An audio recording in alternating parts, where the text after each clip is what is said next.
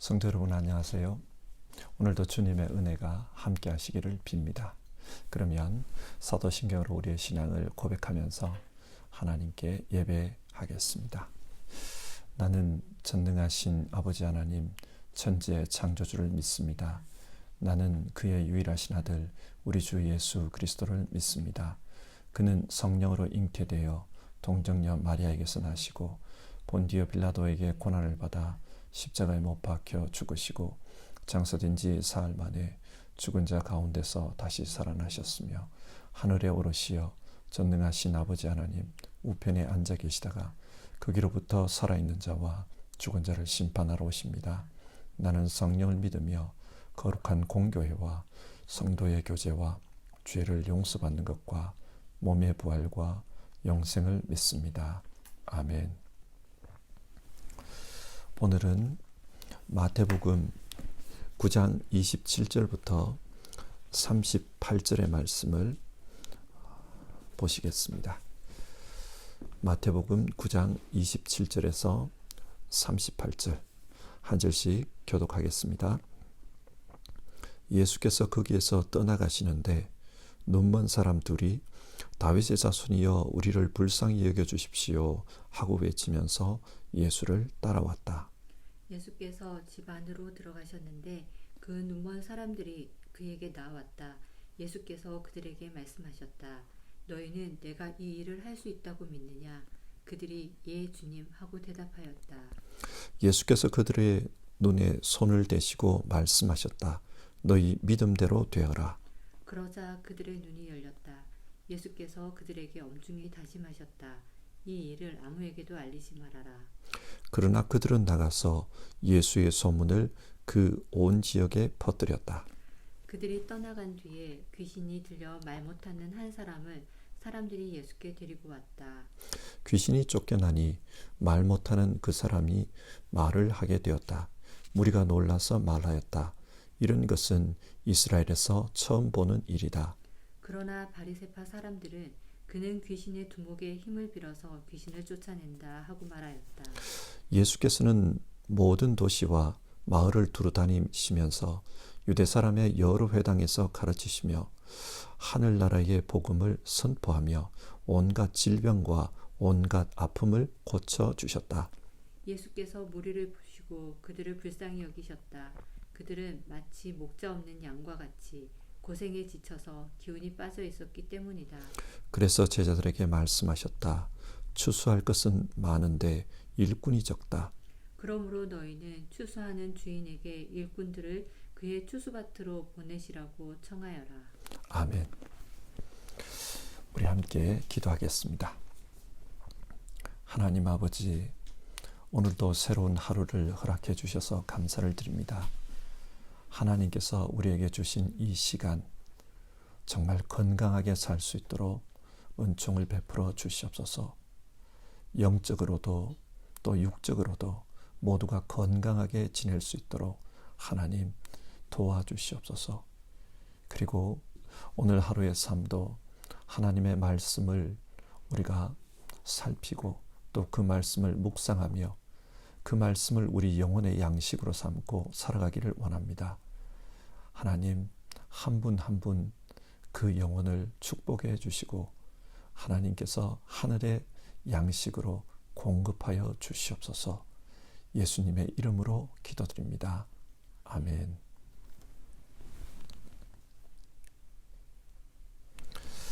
예수님은 사람들에게 새 포도주는 새 가죽 부대에 담아야 한다. 그렇게 말씀하셨습니다. 그런데 여러분, 이것이 무슨 말씀입니까? 예수님은 이 땅에 하나님 나라를 전하러 오셨습니다. 하나님 나라는 하나님이 왕으로 다스리는 나라입니다. 그러니까 하나님을 중심으로 한 새로운 통치 질서를 의미합니다. 예수님은 하나님의 아들로서 이 땅을 하나님의 뜻에 맞게 바로 잡으려고 이 땅에 오셨습니다. 이 땅에 하나님의 질서, 하나님 중심으로 한 하나님의 질서를 만들려고 하십니다. 자, 이 말에는 전제 조건이 있습니다. 그것은 지금 이 땅이 하나님의 질서에서 벗어나 있다는 것입니다. 만일 기존 질서가 하나님의 뜻에 100% 일치한다면 굳이 이 땅에 오셔서 하나님 나라에 대해 말씀하실 이유가 없습니다. 이 땅의 질서가 하나님의 통치에서 벗어나 있기 때문에 하나님 나라를 전하시는 것입니다. 여기서 문제가 생깁니다. 어떤 문제입니까? 기존 질서와 예수님이 전하시는 하나님 나라 질서 사이에 충돌이 일어납니다. 기존 질서를 담당하던 사람들 입장에서는 예수님의 가르침이 자신들은 하나님의 뜻대로 살고 있지 않다, 자신들을 부정하는 것으로 그렇게 들렸을 것입니다. 예수님께서 자신들을 대적하는 것으로 보였을 것입니다. 그래서 성경에는 예수님과 기존 질서를 대표하는 율법학자들, 바리새인들, 그리고 제사장들 사이에 충돌이 있었음을 보여주고 있습니다. 예수님은 이 충돌에 대해 비유적으로 말씀하시는데, 새 포도주를 낡은 가죽 부대에 담으면 부대는 터지고 새 포도주는 쏟아진다고 했습니다. 그리고 새 배를 낡은 배에다 대고 기우면 둘 다 망친다고 했습니다. 예수님의 하나님 나라와 기존 질서는 공존이 어렵다는 말입니다. 그렇다면 여러분, 예수님이 가지고 오신 하나님 나라, 그 새로운 질서는 어떤 것입니까? 오늘 성경은 이에 대해서 말씀해 주고 있습니다. 먼저 27절 이하에는 눈먼 사람이 고침받는 이야기가 나옵니다. 그들은 두 사람이었습니다. 그들은 예수님에 대해 다윗의 자손이여 우리를 불쌍히 여겨주십시오, 그렇게 말합니다. 그들은 예수님을 다윗의 자손이라고 부릅니다. 다윗의 자손이란 구약 성경이 예언한 메시아를 의미합니다. 예수님을 메시아로 고백하고 있는 것입니다. 그런데 예수님은 그 소리를 듣고도 그 부르짖음에 침묵하신 것 같습니다. 그래서 28절을 보면 예수님이 집 안으로 들어가시는데 그 사람들이 그곳까지 따라갔습니다. 그리고 그 자리에서 자신들을 고쳐달라고 합니다. 이때 예수님은 눈먼 자들에게 묻습니다. 28절, 너희는 내가 이 일을 할 수 있다고 믿느냐? 그러자 그들이 예 주님, 그렇게 대답합니다. 그때 예수님은 너희 믿음대로 되어라, 그렇게 말씀하십니다. 그리고 그 눈먼 자들의 눈이 열렸다고 합니다.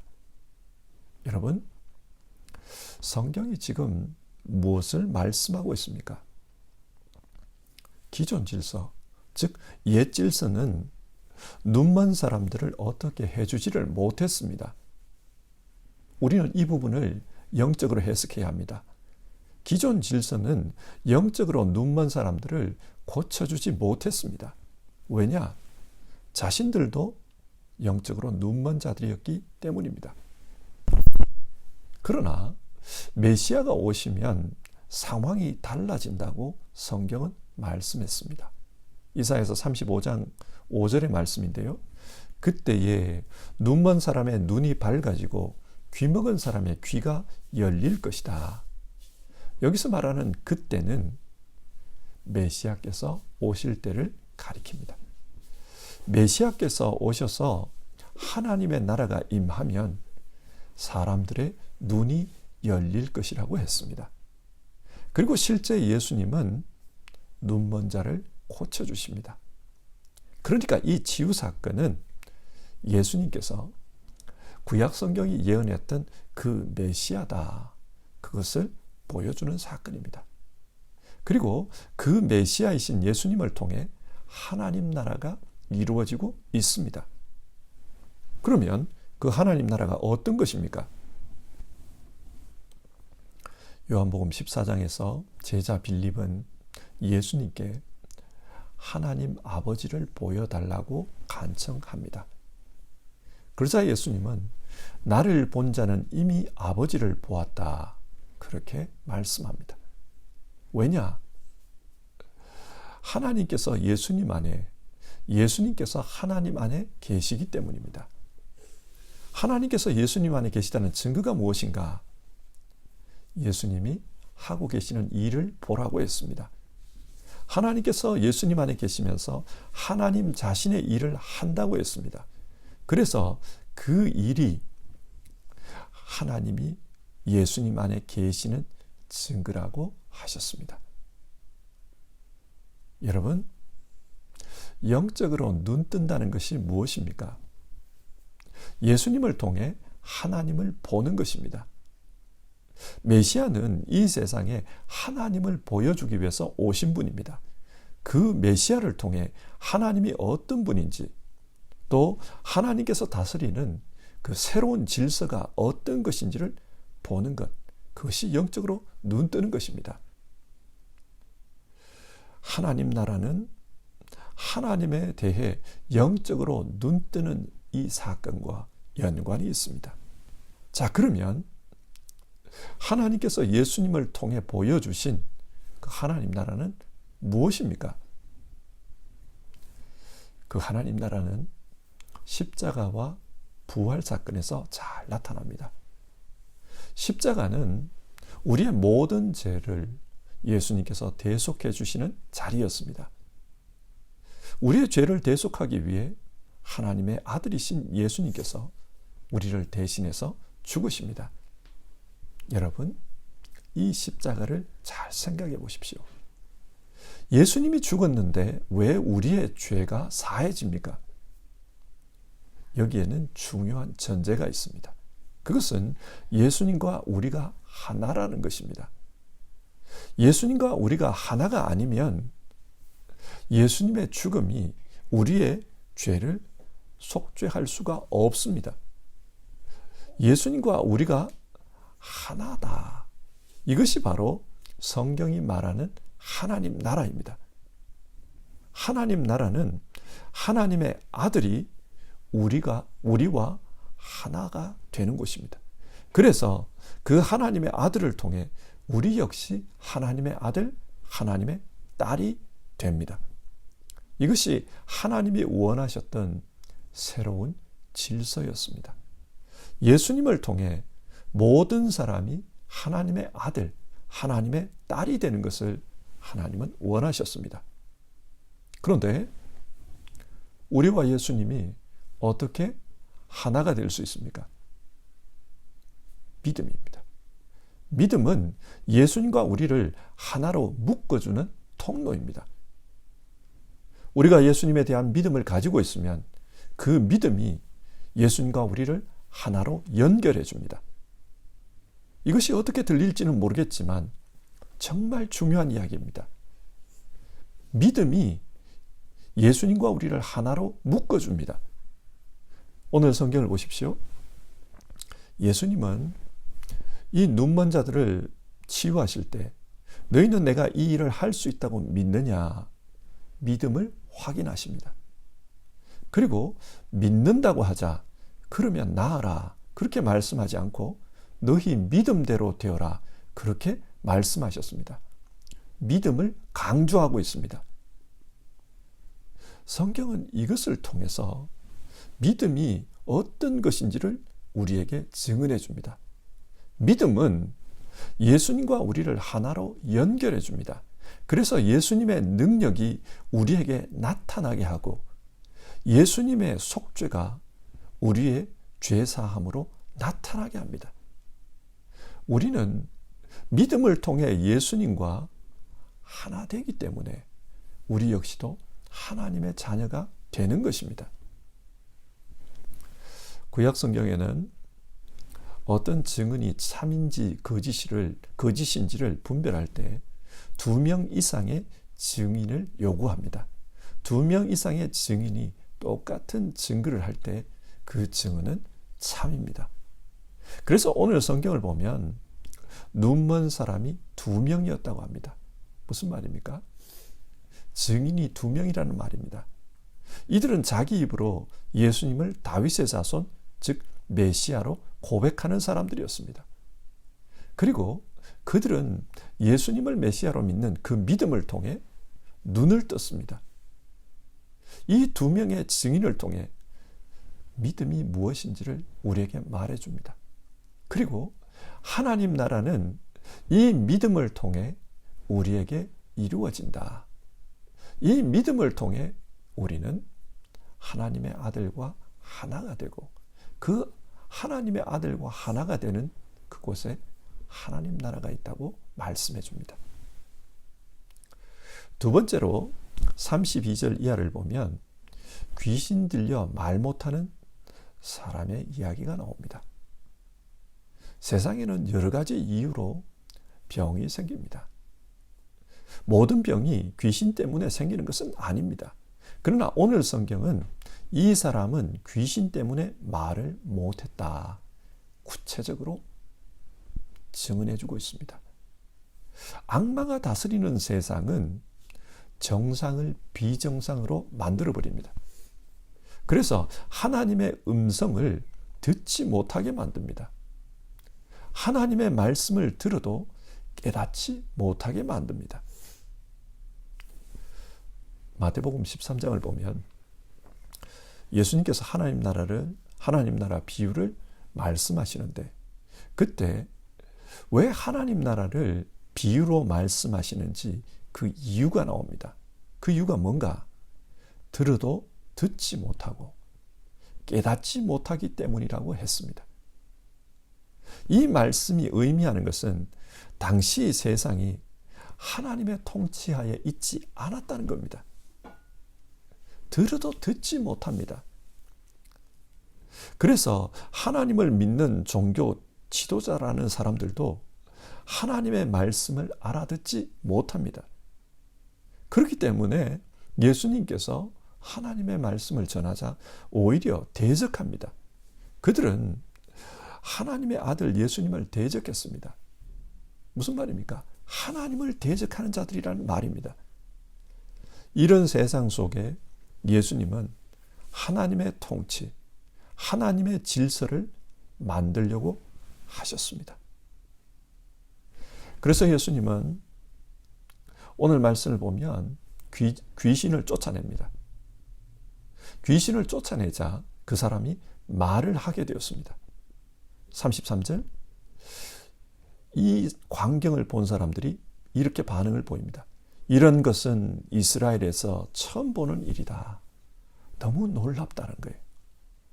하나님의 나라는 너무나도 놀라운 것입니다. 그래서 사람들이 신기해합니다. 그러나 당시 종교 지도자라고 했던 바리새파 사람들은 이 이적을 보고 어떻게 반응합니까? 34절 그는 귀신의 두목의 힘을 빌어서 귀신을 쫓아낸다. 예수님을 귀신에게 속한 사람이라고 말하며 공격합니다. 그들은 예수님을 대적했습니다. 성경은 이런 사람들의 반응을 통해 믿음이 무엇인지를 우리에게 말해주고 있습니다. 옛 질서에 속한 사람들은 하나님의 새로운 질서를 보더라도 새롭게 보지를 못합니다. 오히려 공격합니다. 그러나 믿음을 가지고 있는 사람들은 예수님을 통해 하나님의 새로운 질서를 보고 신기해합니다. 놀랍니다. 35절은 4장 23절과 거의 동일한 말씀입니다. 예수님은 지금까지 가르치고 설교하고 또 치유하는 사역을 통해 하나님 나라가 무엇인지를 사람들에게 가르쳐 주셨습니다. 그러나 이 가르침을 받은 사람들의 반응은 갈라졌습니다. 어떤 이들은 믿음으로 하나님 나라를 받아들였지만 어떤 이들은 대적함으로 하나님 나라를 거부합니다. 이런 상황을 보시면서 예수님은 안타까워하셨습니다. 36절을 보시면 예수께서 무리를 보시고 그들을 불쌍히 여기셨다. 그들은 마치 목자 없는 양과 같이 고생에 지쳐서 기운에 빠져 있었기 때문이다. 예수님께서 사람들을 불쌍히 여기신 이유는 그들이 목자 없는 양과 같았기 때문이라고 합니다. 여기서 불쌍히 여긴다, 이 말은 헬라어로 스플랑크니조마이라는 단어인데, 이 단어의 의미는 창자가 끊어지는 것 같은 그런 고통이 있었다는 말입니다. 예수님은 고통스러웠습니다. 왜 고통스러운가? 그들이 목자 없는 양과 같았기 때문입니다. 이 말은 이스라엘 땅에 지도자가 있었으나 그 지도자는 유명무실했다는 뜻입니다. 당시 종교 지도자들은 하나님의 백성을 하나님 나라로 인도해야 할 목자들이었습니다. 그러나 그들은 있으나 마나였습니다. 왜 그런가? 이들은 오히려 백성들을 고생스럽게 했고 또 기운 빠지게 했기 때문입니다. 여기서 고생스럽게 했다, 이 말은 살갗을 벗기는 것처럼 큰 고통을 줬다, 그런 뜻입니다. 기운이 빠졌다는 말은 내버려졌다, 던져졌다, 그런 뜻인데요. 종교 지도자들은 백성들의 영혼을 치료하고 돌보기보다는 오히려 율법의 중한 짐을 그들에게 지워버렸습니다. 그래서 백성들의 삶을 고통스럽게 했어요.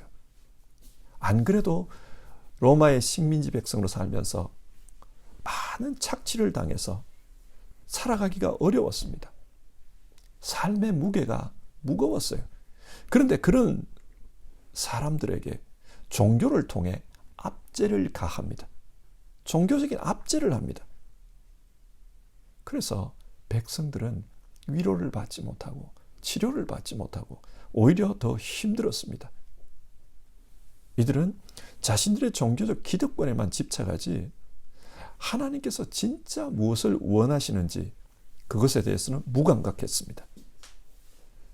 하나님은 하나님의 자녀로서 그 백성들이 하나님 때문에 기뻐하고 하나님 때문에 감사하며 사는 것을 원하셨습니다. 그러나 그들은 종교적인 압제를 통해 백성들을 더 힘들게 만들었습니다.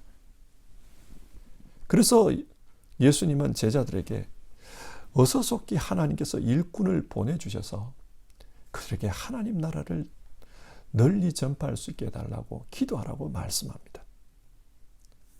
자, 오늘 말씀을 정리해 봅시다. 예수님은 이 땅에 하나님 나라를 가지고 오신 분입니다. 그리고 그 하나님 나라는 이 세상을 질서 지우고 있던 기존 질서와는 충돌을 일으키는 것이었습니다. 사람들이 만들어 놓은 종교적 질서, 또 사람들이 외치고 다녔던 유토피아, 즉 팍스 로마나, 그런 것은 예수님이 가져오신 하나님 나라와 충돌을 일으키고 있었습니다. 예수님은 세상 질서 아래에서 영적으로 눈멀고 영적으로 벙어리가 되어버린 그런 하나님의 자녀들을 다시 고쳐서 보고 듣고 말하게 하기를 원했습니다. 하나님과 소통하며 살기를 원했습니다. 그래서 그들이 진짜 하나님의 백성으로 하나님의 자녀로 사는 것, 그것을 원하셨습니다.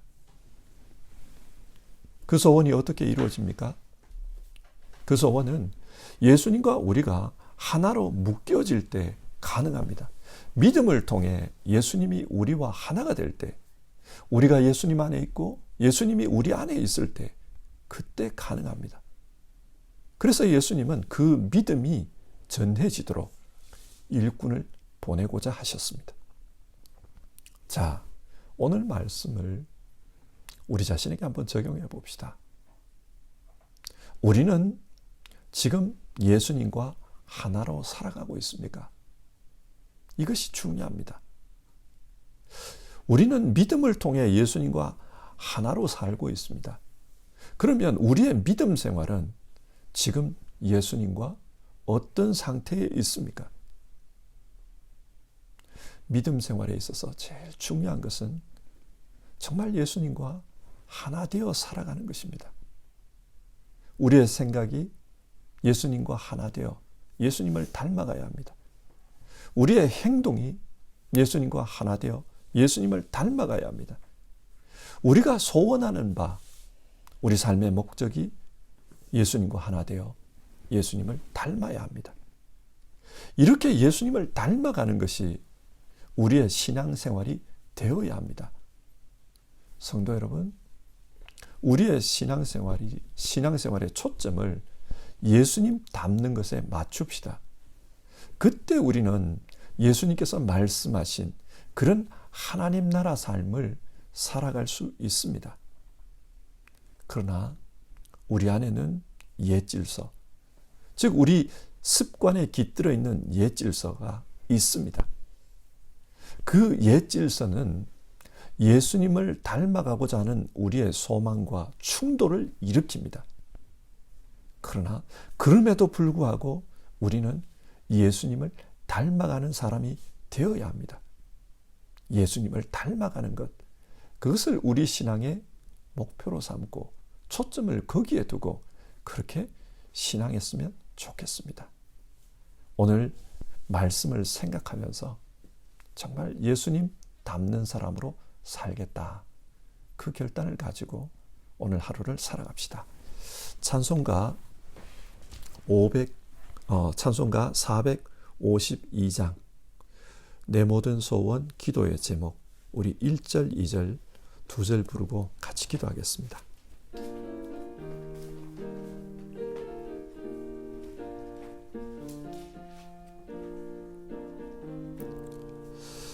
내 모든 소원 기도의 제목 예수님 닮기 원함이라. 예수님 형상 나 입기 위해 세상에 보았기 전에 예수님 닮기 내가 원하네. 날 구원하신 예수님을 내 마음속에 지금 고도사 주님의 형상 인치소서. 무한한 사랑 풍성한 긍휼 슬픈 자 위로하시는 주. 길 잃은 죄인 부르는 예수 그 영상 담게 하옵소서. 예수님 닮기 내가 원하네. 날 구원하신 예수님을 내 마음속에 지금 고도사 주님의 형상 인치소서. 아멘. 이 시간 함께 기도합시다. 우리 신앙의 목표를 예수님 닮는 것에 초점을 맞추고 그렇게 신앙하기로 우리 한번 결단해 봅시다. 내 생각이 예수님 닮게 하옵소서. 내 행동이 예수님 따라가게 하옵소서. 내 소원이 예수님 닮는 것에 있게 하옵소서. 그래서 이 믿음으로 예수님과 하나 되어 우리 안에 예수님이 만드신 새 질서, 하나님 나라가 이루어지게 하옵소서. 우리 같이 기도해 봅시다.